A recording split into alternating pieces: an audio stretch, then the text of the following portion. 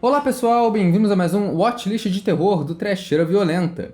Eu sou Osvaldo e faz algum tempo que eu tô sem lançar um Watchlist de terror aqui, né? Acho que a maioria das pessoas nem lembra qual foi o filme que foi sorteado no último vídeo. Isso porque foi um filme bem aleatório mesmo, porque o filme sorteado de hoje foi A Essência da Maldade, do original The Creeping Flesh, de 1973. E o Essência da Maldade é um filme que é um pouco peculiar. Tu olha o elenco dele, Peter Cushing e Christopher Lee, e você já pensa em terror clássico da Hammer, né? A produtora britânica que fez muito terror nos anos 50 até os anos 70. E o filme tem tudo parecido com a Hammer. A atmosfera gótica, a história de monstro clássica, o elenco, o visual, mas ele não é da Hammer. Ele é de outra produtora aleatória britânica também. Dá pra dizer que é um filme que chegou ali pra ir na onda dos filmes da Hammer, mas que chegou atrasado, porque nos anos 70 já estava começando a era do exploitation e a Hammer já estava ficando defasada. E eu acho que esse talvez seja o maior problema aqui do Creeping Flesh, é um filme que chegou atrasado no rolê. Então ele tenta fazer uma história sobre a essência da maldade, né? Mas ele é muito fraquinho em questão de sangue, de cenas ousadas. O cinema de terror nessa época já tinha chegado a extremos de maldade muito mais grave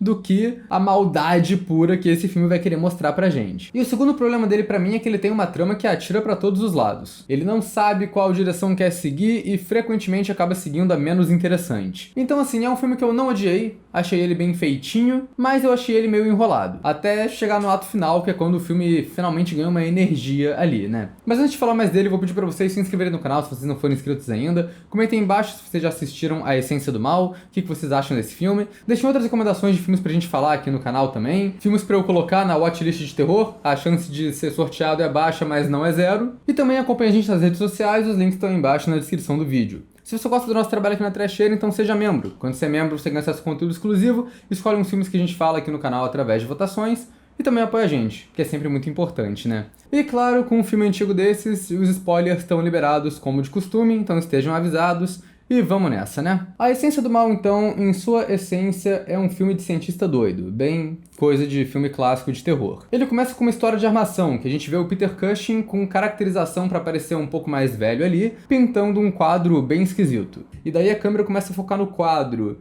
em plano detalhe, se aproximando cada vez mais, passeando pelos elementos ali enquanto os créditos iniciais vão passando. Quando os créditos acabam, a câmera afasta do quadro. E daí o filme já mostra uma técnica bem impressionante, na real. Tem um diálogo inteiro, com os personagens se movendo pelo cenário, conversando, e a câmera pegando isso de vários ângulos diferentes, sem cortar. E eu achei tudo isso muito foda e muito inesperado para o filme trash que eu tava esperando. Daí eu fui dar uma olhada, né, quem que era o diretor dessa obra, né? Na verdade eu tinha visto quando os créditos passaram, mas é o Fred Francis, que a última vez que a gente viu aqui na Trecheira foi na lista de filmes estúpidos do Drácula, porque ele dirigiu Son of Drácula, aquele filme dos anos 70 que tem o Ringo Starr interpretando Merlin. Mas eu também conheço ele de nome por ser o diretor de fotografia de alguns filmes do David Lynch. Então a carreira de diretor do Fred Francis pode não ser a com os melhores filmes, mas o cara sabe fazer um plano maneiro. Enfim, o Peter Cushing então aqui vai explicar qual é o lance dele. Parece que o trabalho da vida desse cientista aqui é que ele quer provar que a maldade é uma doença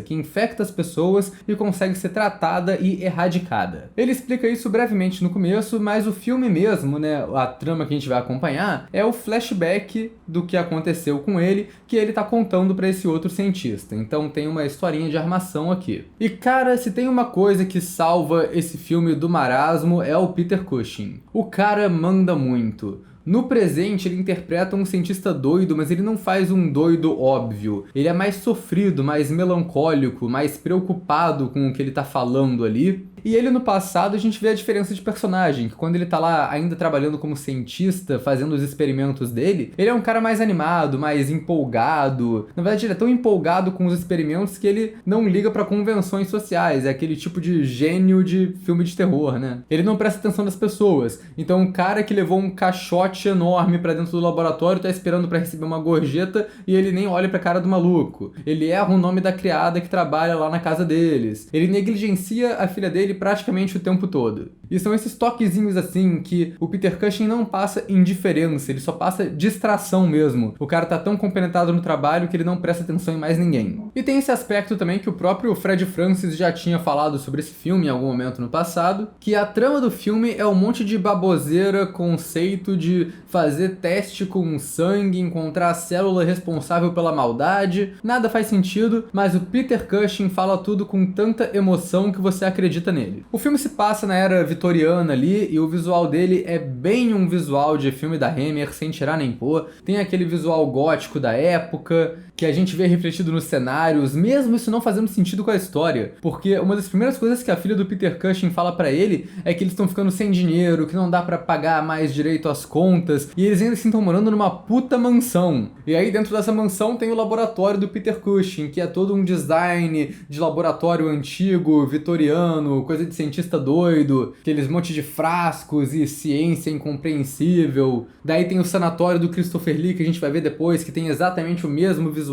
assim para esses laboratórios. Eu acho tudo muito estiloso, assim, é o tipo de coisa que não é mais feita em filme. Porque acho que se fizessem isso no cinema moderno, a galera ia achar que é bobo num filme de terror. E talvez seja bobo, mas eu acho que o bobo funciona em alguns momentos. O maior problema do filme é que ele começa apresentando uma porrada de trama diferente. E eventualmente todas elas são costuradas, mas talvez não do jeito que a gente espere. E talvez também não tão rápido quanto a gente espere, né? A primeira trama é o experimento do Peter Cushing, que é o esqueleto mágico. O Cushing tá voltando de uma expedição que ele fez pra Nova Guiné e ele trouxe esse esqueleto primitivo gigante, que tem um visual bem legal, assim, é um esqueleto que a gente bate o olho e vê que é uma criatura diferente que a gente nunca viu na vida, e o Cushing diz que ele encontrou o elo perdido da evolução humana. O que eu sinto é que tem uma vibe meio Lovecraftiana, só nessa parte da trama, né, que é uma criatura anciã, gigantesca, e que apesar de estar morta, não está 100% morta, porque o que acontece na primeira noite, Peter Cushing joga uma água ali para dar uma limpada no dedo do esqueleto e começa a crescer carne na mão de novo. E a gente vê isso através de um stop motion bem legal do dedo sendo reconstruído ali, e no final o Cushing fica meio bolado com o que está acontecendo, corta o dedo fora e vê que o negócio começa a sangrar e começa a se mexer. Tudo isso em efeitos muito bons. E acaba criando visuais legais pro filme também, né? Ele pega esse dedo enorme, coloca num tubo de ensaio enorme, fica com aquela coisa que a água aumenta de tamanho, cria uma ilusão de ótica ali, cria um visual bem legal. Peter Cushing então vai estudar a mitologia da Nova Guiné e ele descobre esses relatos sobre esses gigantes anciões que eram meio deuses do passado. E aí tem os gigantes do bem e os gigantes do mal, e os gigantes do mal foram enterrados e eles vão ser revividos com água no futuro. A parada é que tem um tipo de profecia que diz que quando a chuva conseguir chegar neles, o bem vai estar pronto para lidar com essa maldade que vai ser liberada pela chuva. Porque é isso, eles estavam muito enterrados e se não fosse pela interferência do Peter Cushing ali, eles iam ficar mais 3.000 anos enterrados. Então quando eles fossem ressurgir pela água da chuva, a sociedade já ia estar avançada o suficiente para só dar um pau nesses bichos. O Cushing percebe que ele tá levantando essas criaturas antes da hora, e aí ele imediatamente começa a ter um complexo de Deus ali. I am the White God.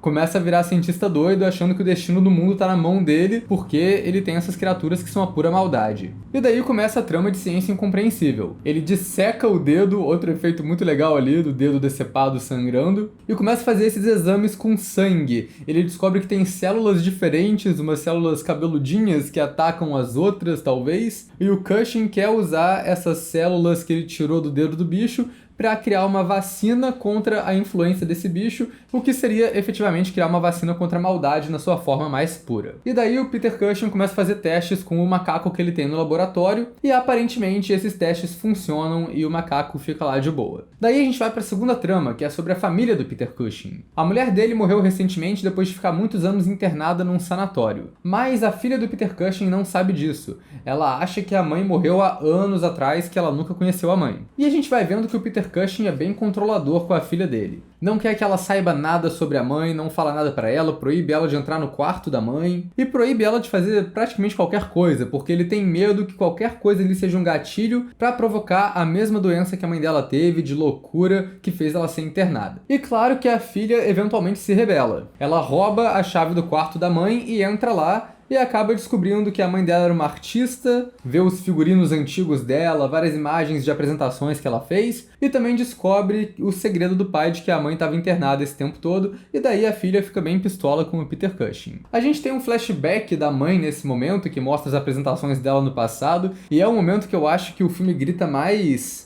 orçamento baixo e filme trash pra mim. Que é pra ser uma puta apresentação foda de cabaré da mulher, mas a gente só tem dois planos. Um é ela se apresentando nesse palco que parece uma peça de colégio, minúsculo, que não tem nada, e o outro é uma reação que é pra ser um camarote, porque aí não precisa mostrar a plateia com muita gente, aí são só tipo 5 marmanjos olhando pra ela de um camarote. É isso. A grande apresentação de sucesso que ela fez é reduzida a 5 caras. E o que a gente descobre com esse flashback é que a mulher dele aparentemente estava transando com geral. O flashback mostra ela na cama cada hora com um dos caras do camarote diferentes ali. E depois ela tá num bar dançando em cima da mesa, com os caras bebendo bebida do sapato dela, umas coisas muito loucas. E assim, o que eu acho que o filme deixa meio ambíguo é se ela era doida mesmo, sabe? Se ela era ninfomaníaca de alguma maneira, ou se ela só traiu o Peter Cushing porque ele é meio otário, né? A gente já viu que ele negligencia todo mundo pra focar na ciência dele. Então, pra ele estar negligenciando a mulher dele, não custa nada. Então, assim, parece muito que vai ser esse tipo de filme. Que a mulher dele nunca esteve muito doente, mas sim foi uma coisa da época. Que nessa era vitoriana, a mulher dele traiu ele com os caras e ele falou, nossa, ela com certeza tá maluca da cabeça, e jogou ela pra um sanatório. Mas ao mesmo tempo, o filme também coloca esses planos que são ela tocando piano com um efeito de distorção da câmera no rosto dela, que parecem que tá lá pra ter uma representação visual de loucura de verdade, que aí é ela surtando lá no piano. Eu acho que o problema aqui na real é um roteiro canastrão mesmo, que eles querem meter uma doença na trama sem explicar o que diabos é essa doença, e aí acaba que vira uma parada que é desnecessariamente ambígua. Daí a gente tem a terceira trama que esse começo de filme prepara, que é a rinha de irmão. Eu mencionei o sanatório onde a mulher do Peter Cushing estava, e acontece que quem manda no lugar é o Christopher Lee. Christopher Lee, o cara, era um ator excelente, então ele tá muito bem nesse filme também. E eu acho legal que ele interpreta um cientista psiquiatra que tem uma caracterização visual bem diferente do Conde Drácula, né, o grande papel famoso dele da Hammer, que aqui ele tem uma atuação mais sóbria, ele não é tão vilão quanto outros personagens que ele interpreta. O personagem dele aqui é meio irmão do Peter Cushing, e os dois têm uma rivalidade que é científica e monetária, talvez. Tem um diálogo ali que deixa implícito que os dois sempre competiram para ver quem saía na frente. Os dois estão fazendo experimentos parecidos para concorrer ao mesmo prêmio científico nesse começo de filme. A parada é que o Christopher Lee parece ser mais antiético do que o Peter Cushing. Desde o começo o filme já mostra o assistente dele lá no sanatório fazendo experimentos com os pacientes, e fica implícito que o Christopher Lee só não tem muito cuidado com eles, ele enxerga os pacientes como gente para ele fazer teste para os experimentos dele. Um deles escapa no começo e vira uma subtrama própria nesse filme, e quando o Christopher Lee vai investigar a cela para descobrir como esse cara escapou, outro paciente escapa e ataca ele, então é muito fácil escapar do lugar. E quando o cara escapa, o Lee só puxa uma arma e mata o maluco a sangue frio, mostrando como ele não se importa de verdade com os pacientes dele ali. Eventualmente a gente descobre que o experimento do Lee não é tão diferente do experimento do Cushing.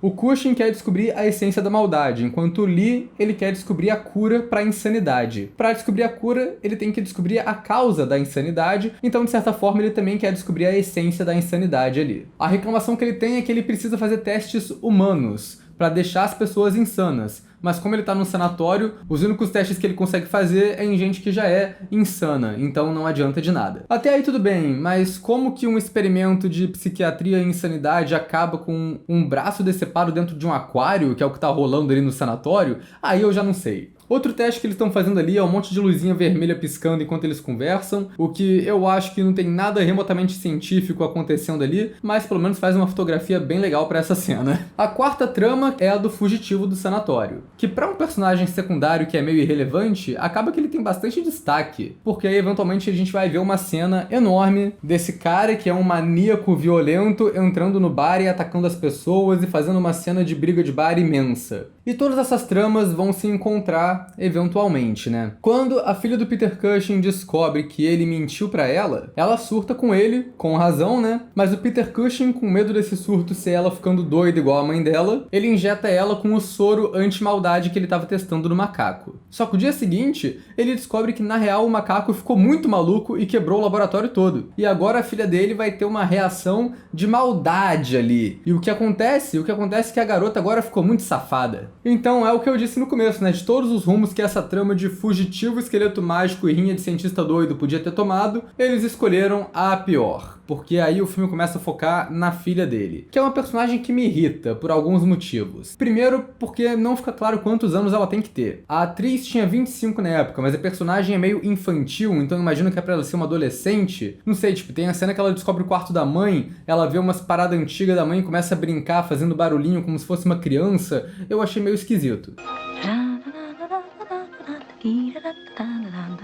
E a parada que me irrita também é que, quando ela é injetada com o soro da maldade, o filme vira uma grande enrolação que é meio moralista, inclusive. Que ela foi injetada com maldade pura. E o que ela vai fazer? Ela foge de casa, começa a usar um decote e vai encher a cara no bar. Então, é isso aí. Vocês todos que estão assistindo esse vídeo, vocês são a maldade pura e não sabiam também. Aí tem uma cena enorme de uns caras tarados querendo comer a filha do Peter Cushing no bar. O cara eventualmente leva a garota pra um quartinho e ela tá muito hesitante em ir. E o cara só tá tipo, ai, você tá interpretando, você quer tá lá comigo, senão você não estaria com esse decote. Aí tem uma cena muito longa dele tentando tirar a roupa dela à força. Ele só desiste quando ela começa a arranhar a cara dele com a unha. E aí eu acho que o filme tenta fazer ela sair de malvada porque ela arranhou o cara. Só que, sei lá, pra mim o filme só não pensou nada na caracterização dessa personagem. O que parece é que o filme tá tentando fazer ela ficar malvada e virar um tipo de femme fatale, uma mulher vestida de vermelho que seduz e mata as pessoas. Mas não é isso que o filme passa, porque ela só parece não ter ideia do que tá fazendo. Quem tá liderando a situação é o cara que tá tentando atacar ela. Cara, era anos 70, a gente tava na era do exploitation já. A gente tinha esses filmes que abordavam esse tema de sedução e assassinato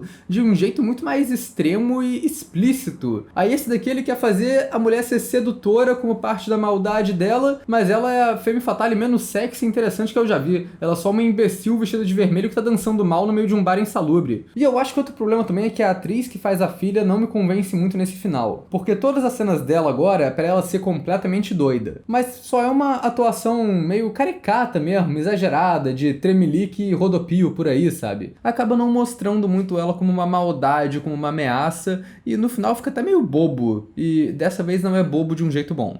Ela eventualmente começa a tomar alguma atitude quando ela tá com uma galera com uma garrafa quebrada no bar, mas daí ela foge e a cidade inteira começa a perseguir ela como se ela fosse um monstro de Frankenstein, e ela acaba se escondendo num depósito. Quem tá nesse depósito é o maníaco fugitivo, né? Porque tem essa subtrama ainda. O maníaco tenta ajudar ela, mas aí ela só empurra ele de uma janela e o cara cai de 2 andares e morre. O que isso serve pra amarrar as tramas todas é porque, como o maníaco era paciente do Christopher Lee, o Christopher Lee é chamado pra cena do crime, né? Então ele reconhece a filha do Peter Cushing e leva ela para ser analisada no sanatório. Lá ele percebe que ela tá com o sangue alterado e ele vai atrás do Peter Cushing para ver o que diabos que ele tá fazendo lá de experimento. A partir daí a trama começa a voltar a ficar legal, né? Porque entra na questão da rivalidade dos cientistas. Peter Cushing foi bem burro de injetar o bagulho na própria filha e isso arruinou qualquer chance do experimento dele dar certo. E o Christopher Lee chantageia ele. Fala que ele quer as anotações dos experimentos do Cushing porque senão o Lee vai denunciar o que ele fez com a própria filha, né?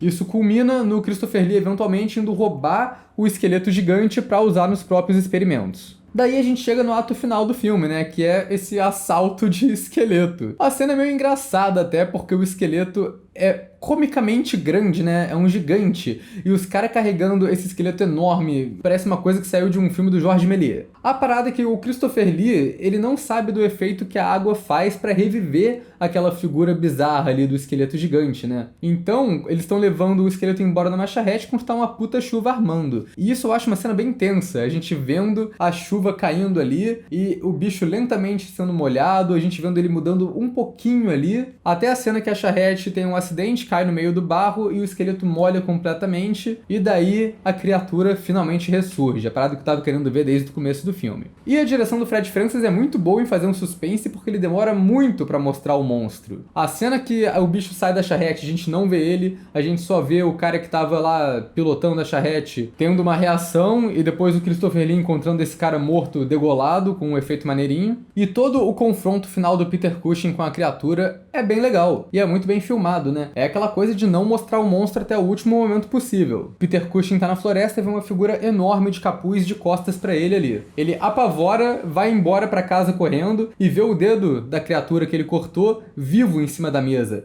Então ele joga o dedo no fogo. Quando ele faz isso, o monstro fica pistola e vai atrás dele, né? E a gente só vê todas essas ceninhas que são bem tensas ali. O monstro bate na porta e a gente só vê a mão dele com o dedo faltando. Quando ele chega na frente da casa, a gente vê esse plano que é uma sombra enorme refletida na fachada do lugar, que dá uma noção de que o bicho é grande mesmo. E enquanto ele anda pela mansão, a gente também tem vários truques de sombra pra mostrar como a criatura é grande sem mostrar a criatura. A gente tem ponto de vista da criatura quebrando o laboratório procurando o dedo dela. A gente tem o monstro subindo a escada de costas e é uma criatura muito alta ali. O Cushing se esconde numa sala e o monstro tá batendo na porta do outro lado, tentando abrir, enquanto o Cushing segura a porta. Outra cena bem tensa ali de montagem legal. E quando eles se encontram, a gente ainda demora pra ver a cara do monstro porque a gente fica vendo o ponto de vista dele, que é um plongé, né, gravado de cima pra baixo, que dá aquela noção de que ele é maior, ele tá vendo o Peter Cushing pequenininho ali. Eventualmente, quando o monstro alcança o Peter Cushing, a gente vê o contraplano da cara dele. Ele não é a coisa mais assustadora do mundo, ele é um monstrinho simpático ali, não é articulado, só fica parado como se fosse uma máscara mesmo. Mas acho que é porque o bicho tá meio que reconstruindo ainda, né?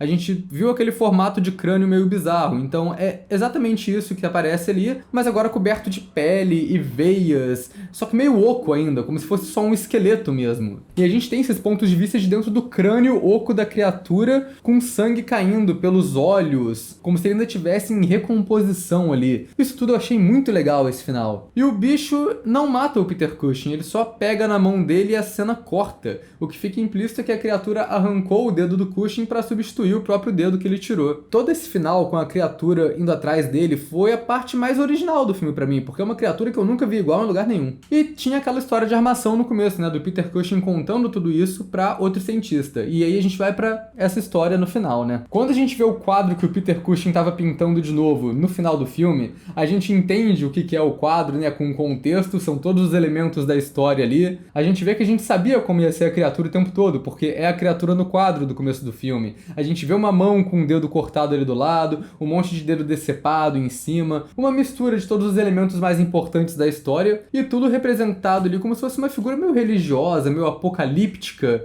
que é o que o Peter Cushing acha que o bicho é, né? A maldade encarnada que veio pra sacanear o mundo. E o filme ainda tem uma virada final. Ele mete o final do Dr. Caligari, cara, que o Peter Cushing tava doido o tempo todo e essa história foi toda inventada pegando outras figuras do sanatório. A gente vê a filha dele, que na real é outra paciente da cela da frente, vê o Christopher Lee como cientista-chefe do lugar. Mas aí, quando a gente acha que era tudo coisa da cabeça dele, o último plano do filme mostra a mão do Peter Cushing com um dedo faltando. Então é um final ambíguo. Será que o Peter Cushing realmente é um cara doido que inventou isso tudo? Ou será que o Peter Cushing tá falando a verdade e o Christopher Lee só aproveitou essa situação toda pra silenciar o cara? Porque faz sentido, sabe? Ele prendeu o próprio irmão e a filha dele no sanatório, roubou a pesquisa e ganhou o prêmio científico, que ele diz que ganhou nesse final de filme, e deixa os dois internados lá. A história deles acaba sendo como história de doido, porque ninguém vai acreditar nos caras, e o Christopher Lee desmente tudo que aconteceu pra manter o status e o prêmio dele da pesquisa que ele pegou emprestado ali, né? Tudo isso fica implícito no final, mas eu gosto que ele abre essas duas possibilidades de interpretação. Então é um filme bem confuso, coloca muito elemento diferente ali, se aprofunda mais em alguns e não tanto nos outros. Eu fico meio chateado que essa criatura bizarra e única desse filme acaba só sendo relevante no final, e o vilão ao longo do filme é só a filha doidinha do protagonista, que é mais zoada e mais normal, mais qualquer coisa, já vimos em outros filmes. Eu acho que eu gostaria mais se a criatura gigante esqueleto só revivesse no começo do filme e ele fosse um filme de monstro mais direto, mas com esse monstro bem único. Mas assim, acho que nesse aspecto do vilão por maior parte do tempo ser a filha do Peter Cushing, dá pra arriscar talvez que o filme tenha um comentário ali sobre mulheres na era vitoriana, que elas eram maltratadas pela família, que eram taxadas de maluca por qualquer coisa, internadas por qualquer motivo. Talvez, mas eu sinceramente não acho que o filme seja tão profundo assim não. Eu não acho que a doença da mãe seja um comentário, eu acho que é só um roteiro meio fraco mesmo. E acontece às vezes, né? Enfim, como eu disse, eu não odiei o filme. Eu acho ele meio arrastado, mas a atuação do Peter Cushing e o Christopher Lee carregam o filme. E eu acho que a trama do esqueleto que revive é bem original, eu gostei disso. Enrolei demais pra assistir pra fazer esse vídeo, espero que o próximo Watchlist de terror não demore tanto. Eu costumava fazer um por mês, eu quero voltar com esse ritmo. Mas no geral acho que foi um sorteio legal aqui da Watchlist. E agora vamos pro próximo sorteio, né? O que temos? Into the Mirror. Um filme de 2003, coreano. Ok. Vamos ver qual é. Ah, falam que o filme do Espelhos do Medo copiou esse filme, né? Eu acho que é esse. Então é isso. Bora nessa.